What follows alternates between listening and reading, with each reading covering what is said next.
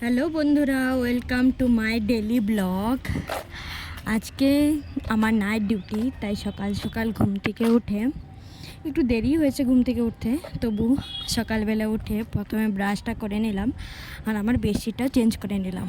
যেহেতু আজকে night duty, তো অনেকটা সময় পাওয়া যাবে সব কিছু করতে, তাই ভাবলাম একটু পুরিও বানিয়ে নেব। অনেক দিন হয়ে গেল পুরি সবজি আমি খাই না। বাইরের পুরি সবজি তো জানোই তোমরা কীরকম হয়, তাই ভাবলাম নিজে বানিয়ে নেব তো ভালো হবে। তাই পুরি বানানোর জন্য আমি রেডি করছিলাম, আর আমার বান্ধবীকে বলছিলাম আমাকে একটু হেল্প করে দিবি, কারণ আমার তো একা একা করতে পারি না। তাই পুরিটা আমি তেল দিয়ে আর লবণ আর একটুখানি চিনি দিয়ে ভালো করে মেখে আর অল্প অল্প জল দিয়ে মেখে দিলাম। 10 মিনিট রাখলে কিন্তু বেশ ভালো হয়, ফুলকো ফুলকো হয় পুরিগুলো। তাই আমি প্রথমে ওটা রেখে তারপরে আমি সবজি বানানোর দিকে চলে গেলাম। তো সবজি বানানোর জন্য তো কী বানাবো ভাবছিলাম, তখন দেখলাম পটল আছে, তো আলু পটলের তরকারি বানাই। তো আলু পটলের তরকারি বানানোর জন্য প্রথমে আমি আলুগুলো একটু চাকা চাকা বড় বড় করে কাটলাম। বড় বড় করে কাটলে বেশ কিন্তু ভালো লাগে। তো ওটাকে একটু আমি ভাপিয়ে নেব। তো পরে পটলটা কাটবো, প্রথমে আমি আগে একটু ভাপানোর জন্য জল নিয়ে নিলাম, ওখানে নিয়ে নিলাম একটুখানি লবণ। তো যতক্ষণে ভাপতে থাকবে ততক্ষণে আমি এইদিকে পটলটা ছুলিয়ে নেব।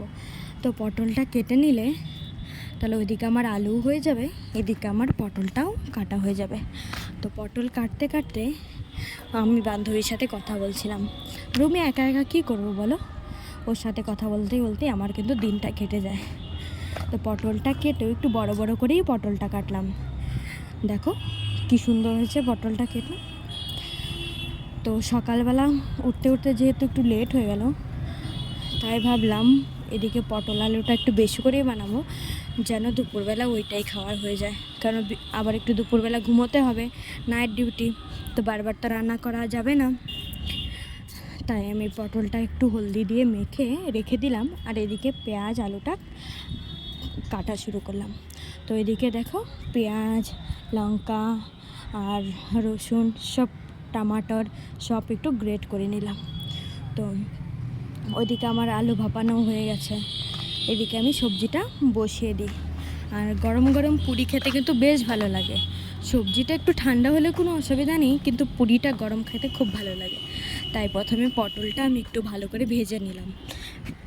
একটু লাল লাল করে পটল যদি ভেজে নাও তাহলে বেশ ভালো লাগে। দেখো আমি একটু লাল লাল করে পটলটা ভেজে নিলাম, আর আলুটাও একটু ভাজবো। দুটো ভেজে তরকারিটা রান্না করলে বেশ তাড়াতাড়িও হয় আর খেতেও কিন্তু বেশ লাগে।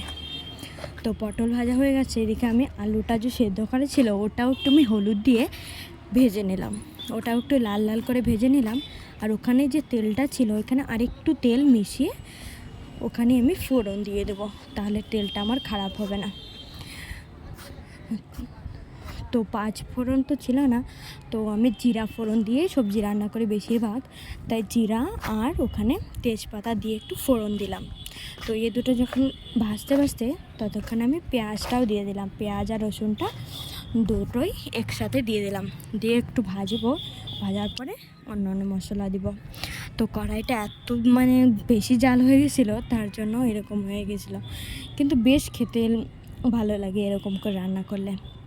তো সব মশলা আমি করে রেখেছিলাম, সব মশলা কিন্তু একে একে করে দিয়ে দিলাম। তো ওটাও একটু ভাজা ভাজা হয়ে গেল। তারপর এখানে আরেকটুখানি হলুদ লঙ্কার গুঁড়ো আর জিরার গুঁড়ো দিয়ে দিলাম, সব কটা দিয়ে এটাকে একটু ঢেকে দেবো, তাকে একটু মশলাটা গ্রেভি হয়ে যায়। তো তো তারপরে যতক্ষণে মশলাটা আমার কষবে ততক্ষণে আমি চালটা ধুয়ে নিলাম, কারণ আমি একসাথেই রান্না করব। এখন আবার রান্না করব, আবার দুপুরবেলা রান্না করব, তাহলে কিন্তু আবার দুপুরবেলা ঘুমোতে পারবো না। যেহেতু নাইট ডিউটি, বারবার রান্নাও করতে পারবো না, তাই আমি একসঙ্গে ভাতটাও বসিয়ে দিলাম। দেখো গ্রেভিটাও সুন্দর হয়ে গেছে, ওখানে একটু ঝোলও দিয়ে দিলাম আর ওখানে পটলগুলোও দিয়ে দিলাম। এখন আর একটুখানি জাল হলেই এটা বেশ সবজিটা বেশ হয়ে যাবে। তো একটু বেশি করে সবজি রান্না করেছি যেন দুবেলা খাওয়া যায়। তারপর রাত্রে কিছু একটা সন্ধ্যাবেলায় উঠে বানিয়ে খেয়ে তারপর ডিউটি চলে যাব। কারণ বারবার রান্না করা তো সম্ভব নয়, আমি ঘুমোবো কখন কখন রান্না করে আবার ডিউটি যাব। তাই এখানে একটু গরম মশলা দিয়ে এটাকে একটু নামিয়ে দিলাম। দেখো সবজিটা কি সুন্দর হয়েছে। আর আমার বান্ধবীকে বললাম, বান্ধবী একটু আমাকে পুরিগুলো বানিয়ে দে তুই, আমি ততক্ষণে ভেজে নেব, তাহলে বেশ তাড়াতাড়ি হবে। তো এদিকে তেলও গরম হয়ে গেল, ও পুরি বানিয়ে দিচ্ছে, আমি এদিকে দেখো ভাজছি। পুরিগুলো কিন্তু বেশ ফুলকো ফুলকো হচ্ছিল। আমি তো অনেক দিন পরে পুরি বানালাম, কিন্তু পুরিটা আমি একটু ভালোই বানাতে পারি, বানাতে মতলব ভাজতে পারি, বানানো তো ওই বানিয়ে দিল, আর ভাজাটা আমি শুধু ভেজেছি। তবু খুব সুন্দর হয়েছিল সত্যি। আমার এমনিতে রান্না করতে কিন্তু একদম খারাপ লাগে না, ভালো লাগে। আমি রান্না করি, কিন্তু ডিউটি করব, রান্না করব, নাইট ডিউটি করব, একটু নিজেকে তো রেস্টও করতে হয় না, তাই বারবার রান্না করি না আমি। তোমরা কে কী কেমন করে রান্না করো বলো, আমাকে একটু বলবে। দেখো পুরিগুলো কেমন হচ্ছে, তোমাদের মতো হচ্ছে নাকি? খাবে নাকি?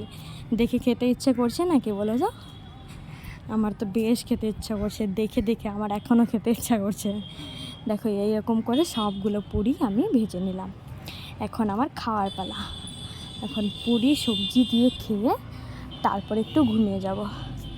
তারপর দুপুরবেলা কখন উঠবো ঘুমিয়ে সেটা তো বলতেই পারি না, তাই এখন একটু ভালো করে খেয়ে নিয়ে ঘুমিয়ে পড়বো।